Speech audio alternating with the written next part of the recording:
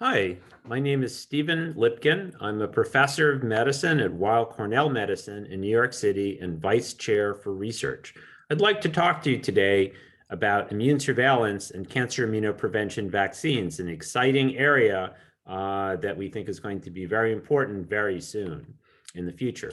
So we've seen over the past decade or so, or past several decades, I guess, that if we look at cancer incidence and mortality, we have significant reduction shown here on the left, and this is shared by multiple ethnic groups. In part, this is because of improved cancer surveillance, smoking cessation, vaccination against viral cancers, for example, human papillomavirus and hepatitis viruses. And to continue this, we think that immunoprevention against cancer antigens is going to play a very important trend. We've known for a long time that as one ages, a risk of cancer increases. We've known that mutations increase, and this is an important part of the etiology. At the same time, though, what's been overlooked and has now been started to be a productive area of study is the fact that as people age, a second feature is that there's reduction in immune surveillance. That is the immune system's ability to keep different cancers under control. And this includes or causes the consequences of cancer aging. I want to divide cancer immune surveillance into three basic steps. The first step is called elimination, where you have an initial inflammatory stage. Cancer cell arises, then it creates local inflammation. The microenvironment feeds back. This causes sometimes a sort of a feedback reaction, immune suppression, because of those too much local inflammation. And when this is done all over the body in many places, sometimes the immune system doesn't get it quite right, and you have escape. That is, cancers that, because of stochastic reasons, have too much local immune suppression in the area, or the right combination of mutations, that they're able then to escape immune surveillance and to be able to proliferate out of control and become macroscopic tumors.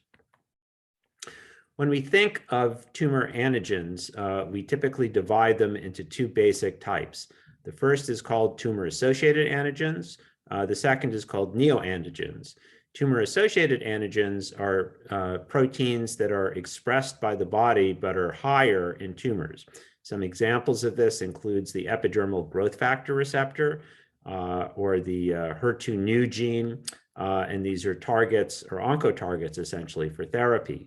Neoantigens are something that's completely new in terms of these are cancer-specific mutations. So because they're specific to cancer, there's certain advantages, and this is in line with the concept of targeted therapy against cancer-specific changes that tend to have lower side effects and better responses than responses against tumor-associated antigens. I think it's important when we think about cancer immune surveillance and cancer immune prevention and vaccines to have a brief overview of T-cell mediated immunity. There's a lot going on, but the key point here is that we think that CD8 T cells, cytotoxic lymphocytes as they're called, are the most important. The CD8 T cells essentially have T cell receptors. There are millions of these, and they stochastically find their targets that are complexed onto what's called HLA, or class 1 major histocompatibility complex, on cancer cells. So shown here on the left schematically is a type, for example, a schematic mutated peptide that then is complexed with host MHC. There are 3 genes, A, B, and C, and are presented on the cell surface. So when CD8 T cells recognize this on cancer cells, they can kill them. This process is then assisted by what's called CD4 helper T cells and also antigen presenting cells, which have another axis in the immune system called class 2 MHC. And important immune checkpoints that are worth thinking about include PD1 and LAG3, and these are therapeutic targets, particularly the PD1 axis, which help to essentially augment the immune response in patients that are important. So for immunoprevention, though, the side effects of the checkpoint inhibitors are too much. For example, some of the side effects include life-threatening issues like pneumonitis, which is an inflammation of the lungs, colitis, which can cause perforations and bleeding to death in the colon, as well as other autoimmunity, and therefore in relatively healthy individuals, this is an issue.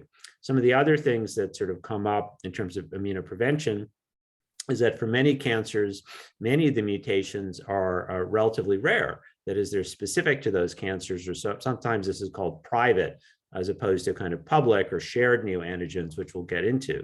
A second is that there's also this HLA and MHC2 heterogeneity in the population that affects the efficacy of the immune system to essentially to present these antigens or neoantigens to the immune system. Third is that immune escape mechanisms, which we discussed briefly. And another issue is that we have to really reduce cancers because we're treating some people who will never develop cancers at all. So therefore, what we do has to have a good benefit to risk ratio in order to be effective and have relatively low side effects. So some of the things we can do for cancer prevention vaccines is to focus on individuals who are at high risk for cancer. Shown here is a general schematic of different genes that have different roles in cancer predisposition. So on the bottom essentially looks at how common these changes are genetically, and then the effect size, that is the impact of the mutation, is shown on the upper left. So one way we can improve the ability of cancer vaccines starting is to focus on high penetrance syndromes. So for example, BRCA1 and 2, which are sort of discussed a lot, are breast and ovarian cancer predisposition genes. Angelina Jolie is a celebrity in the United States who has a BRCA2 mutation. And for this, to reduce her cancer risk, had her ovaries surgically excised, as well as breast reduction surgery. So if we focus, and then MLH1 and MSH2 we'll get to are also high penetrance genes, and we can improve this benefit to risk ratio by focusing on individuals who are more likely to develop cancer. I think if we're ever going to get cancer prevention vaccines to work that augment the immune system, Lynch syndrome is really the paradigm test case. Lynch syndrome is a genetic predisposition syndrome to colorectal, endometrial, and other cancers that affects approximately 1 in every 280 people. The numbers are similar in the United States, in Europe, and in Asia. So shown here is Henry Lynch on the right, and on the left was Aldred Worthen, who originally described the cancer family syndrome in the early 20th century, which Henry Lynch rediscovered in the mid 20th century. And then shown actually below is a family tree of the original Lynch syndrome family, so-called family G, which exists in Europe and the United States. And I've actually seen members of this family as a clinician in California for management of cancer risk. So for Lynch syndrome, they have high penetrance colorectal cancer, endometrial cancer, stomach cancer, and other sites. In order to be able to identify these individuals, we and others recently had some papers looking at sort of showing that essentially in a cost-effective way, by testing people who have cancer and then testing their relatives only for the people who have cancer, within 10 years, we think we could pretty much identify all the patients who have Lynch syndrome, as well as BRCA1 and 2 mutations in the population of the United States. And this can be extended to other diseases, for example, BRCA1. The molecular etiology of Lynch syndrome is caused by mutations in DNA mismatch repair genes. DNA mismatch repair genes act like molecular spell checkers. So shown here are some of the different types of mutations that are recognized and repaired by mismatch repair. I'd like to point out particularly, though, this issue of insertion deletion repair. In repetitive DNA sequences, for example, 10 adenines in a row, polymerases tend to slip and slide. and they make mistakes, often with insertions or more often deletions, actually. And mismatch repair corrects this. And this is a consequence of all of these genes working together. But the key point is that because amino acids are encoded by 3 base pairs, 3 nucleotides, a frame shift of 1 or 2 bases then causes every amino acid after that point to be mutated. So this is quite important because in cancer immunoprevention, frame shift proteins are the most immunogenic cancer neoantigen. Shown here schematically on the left is if you have a missense mutation, for example, that changes 1 amino acid, so a T cell can recognize that as a neoantigen. In contrast, if you look at a frame shift, for example, caused by a 1 base pair deletion, you have multiple amino acids that can be recognized as foreign by the immune system and enhance a vaccine response. This is basically why we have immune checkpoint inhibitor therapy for mismatch repair deficient tumors, including in Lynch syndrome patients, because you have this sort of accumulation of these frame shift mutations. So for vaccination, which we think we can do in a relatively low side effect way with high efficacy, the key point is that we have recurrent or public mutations. So shown here are elevated mutation rates essentially in genes, including, for example, the TGF-beta type 2 receptor. This has 10 adenines in a row in its coding sequence, encoding, shown below schematically, 3 lysines. And a frequent 1 base pair deletion causes a frame shift mutation in 60 to 80% of all mismatch repair deficient colorectal cancers from Lynch syndrome patients. Therefore, this and others are substrates for vaccination that can be used. We and others have shown that if you look in Lynch syndrome patients and look at their T cells, this is an assay that looks at the T cell activity called an ELISpot assay. And schematically, this essentially looks both in mismatch repair deficient or so-called microsatellite instability high, as well as healthy Lynch syndrome, or sometimes called HNPCC patients, that their T cells react actually against these even before an individual has had cancer. Consequently, the immune system is already reacting, and we can enhance this with vaccination. So to prove that vaccination can be effective, we use mouse models. So we and others have generated mouse knockout genes for Lynch syndrome, and then used these for many mechanistic studies. More recently, we here looked with those models, and we mined the mouse genome and identified essentially all of the microsatellite repeats. There were potential recurrent neoantigens that were deficient and mutated frequently in mismatch repair deficient mouse models. So basically from this, from the whole mouse genome, we sort of identified and then screened a bunch of them and identified 4 that were candidate vaccines for antigens that we could use for vaccines. So firstly, we looked to see if the vaccination was actually working. And so we looked at tumors for CD4 and CD8 T cells and looked at their infiltration in Lynch syndrome mouse model tumors. And as shown below here, there's significantly increased numbers of CD4 and CD8. And then mechanistically, this affected multiple different pathways. But the key point is that there's more activated CD8 killer T cells and then helped by the CD4 helper T cells. When we look at the tumor burden, immunoprevention with something that's relatively simple here, that is 4 frameshift peptides with an adjuvant to activate the immune system, significantly reduce the tumor burden. That is the number of tumors times the volume of each tumor, the size. And then supporting this, if we looked at the length of time that the mice lived, those that were not vaccinated died more frequently of cancer, and the ones that were vaccinated lived significantly longer. And this relatively simple concept, vaccinating with something as few as 4 recurrent neoantigens, could extend life in a mouse model made us think that that we could use this and apply it and translate it to people. I think everyone in the room is well aware of the COVID-19 pandemic. One of the advances we've seen really is the development of RNA vaccines, which have greater efficacy and are faster actually than any previous vaccine technology.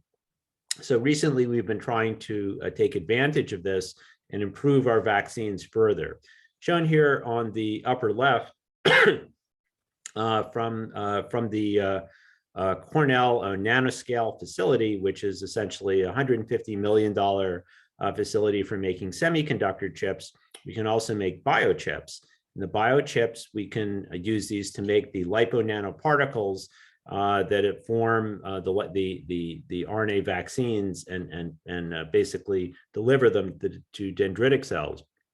This is schematized here in the upper left with the RNA in the center. One takes 4 lipids and mixes them together in a machine, one of which is sort of shown here. And then we have custom microfluidics, which we can program into here to develop basically whatever we want in terms of RNA that we can put into cargo for the LNP RNA vaccines.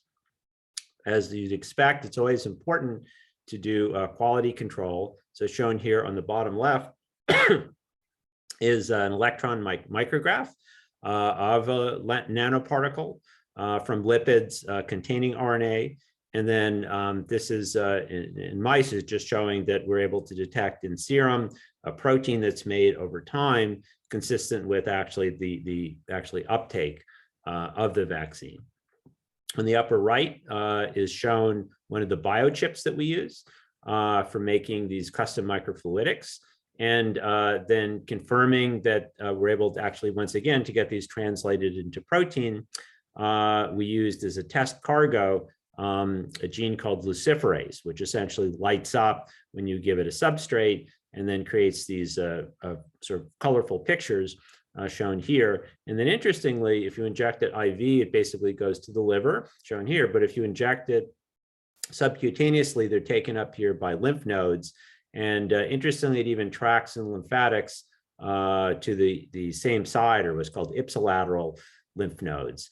And then when we compare RNA, the immune response using an assay called ELISpot, the RNA vaccinated mice or other technologies like we used in terms of peptides and others, essentially the RNA vaccine wins hands down. And we think this is sort of the future, and we're now developing better vaccines to be able to deliver this in mouse models. And then we're also delineating what's the cargo we want to put it into patients. So for Lynch syndrome patients, that is humans, not mice, it's actually a little tricky to align the sequence mutations because they're highly repetitive. So we worked with collaborators at the Broad Institute in developing innovative computational tools that improve the alignment of these repetitive sequences, and this is better. And we actually detect about another 10 or 15 or even 20% of mutations in patients that otherwise were just sort of missed. So this is an important advance and essentially is built on using statistical likelihood models shown here sort of with some of the details to delineate mutations. Tumor atlases play an important role in our understanding of tumors. So shown here actually is the tumor, what's called the TCGA or the Cancer Genome Atlas for colorectal cancers. And we look to see how many recurrent neoantigens were present. So the first thing that's important is that we knew that there were hundreds of mutations, and some of these frameshift proteins actually extend in humans more than 100 amino acids. Importantly, if we look across different ethnic groups, including people from Asia, Black people, as well as European ancestry, that is sort of white people in the United States, we see presentation on HLA of similar numbers of neoantigens. And that this is important because this means that we think everyone can benefit from an immunoprevention vaccine. And essentially, if we look at the mean numbers of presented peptides to use in vaccination, there's predicted to be 36, which is quite large and gives a universe of different vaccine payload antigens that we can use for our patients. In order to be able to understand really whether in Lynch syndrome, which is similar to but slightly different from the Cancer Genome Atlas, we looked at the mismatch repair deficient cancers from Lynch syndrome. So there are several genes. Shown in the upper left shows that MLH1, MSH2, and MSH6, the three main causes of Lynch syndrome, all have high numbers of coding microsatellite mutations. And then below on the left, we see the presentation also by different ethnic groups is very similar. And there are three HLA genes, A, B, and C. And so once again, we think that there's lots of potential antigens to put into a vaccine that we can use. And shown on the right are transcriptome analyses that look at, we looked at sort of adenomas, which are kind of a tumor growth in the colon that are in place. And then when they start spreading, they're called adenocarcinomas. And so we see actually importantly that the adenomas also have expression of these tumor immune checkpoints. Therefore, we can respond sort of to vaccination. And interestingly, if we look at the RNA-seq, that is the transcriptomes of these tumors, the colorectal adenomas shown in the bottom right in green are closer actually to the tumors than to the normal tissues, which means that we think we can get these vaccinations to work very early with antigens very early in the process when the immune system is most likely to, to be able to suppress these tumors. In terms of other tumor analyses or atlases, the CPTAC or the clinical pathology, clinical proteomic, tumor atlas has been very important. And this is recently developed, and we're able to mine this, and we're able to identify specific proteins that we see not only at the DNA and RNA level, but actually at the protein level. So this is important because we know then that we can, that these are actually expressed, and therefore we can vaccinate against them. In terms of some of the pathway analysis, these are ways of looking at the aggregate in so augmenting sort of single gene analyses to look at the totality of different groups. So for example, if we look in these tumors, we see that the T cell receptor pathway shown here schematically on the left is highly upregulated. And this is important because this means that we once again have an immune response to be able to augment. And then on the right is the antigen processing and presentation pathway. Each of these different genes sort of is color-coded in terms of their up or down regulation. And this too is upregulated, particularly in MHC1 pathway. Therefore, we think that we have once again, in these tumors, evidence that we can sort of have something to vaccinate it against. This slide is a little complicated. It involves something called immunopeptidomics. That is where we actually show that in tumor cell lines that we create from patients that on the HLA of those tumor cells from patients that we can detect some of these frameshift proteins using mass spectrometry. And so shown here is the kind of what's called the fragmentation pattern, or the so-called signature of these different frameshift proteins. And then this means that because they're made, we think that the immune system can react against them. And in parallel, we're also developing as new targets assays to be able to monitor which are the most effective kind of payload to put into a vaccine. And to do this, we're setting up what are essentially T cell killing assays. So essentially from the Lynch syndrome patients, we take tumors and then we take their peripheral blood cells, shown here up on top. We can sort of activate the specific T cells like we showed on the earlier slide with the sort of peptides. And on the bottom, then we can make the tumors into sort of cell lines and be able to put it into different wells.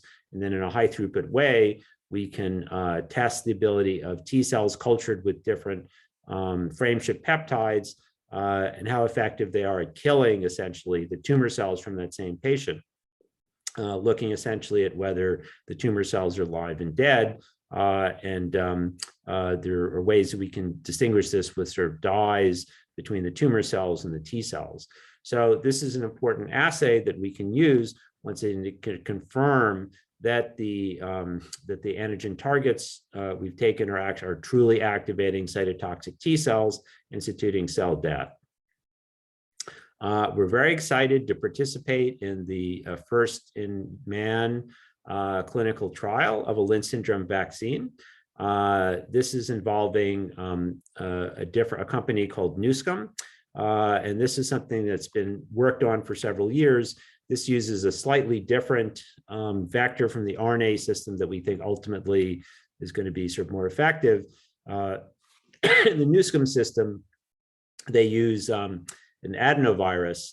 Once again, with the COVID analogy, we know that the RNA vaccines have sort of 94–95% efficacy, and the adenovirus vaccines, for example, in the United States anyway, made by Johnson & Johnson or AstraZeneca in the UK, are not quite as effective. That being said, this has gone through all the safety studies to show that it is ready, and we're able to put this into patients now.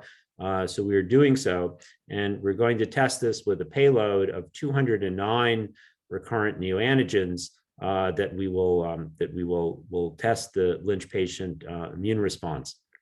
On the right, an important aspect is for vaccinations, we do a prime injection with one virus and a boost with the second virus in order to avoid sort of, essentially the immune system getting rid of the adenovirus if we inject it a second time.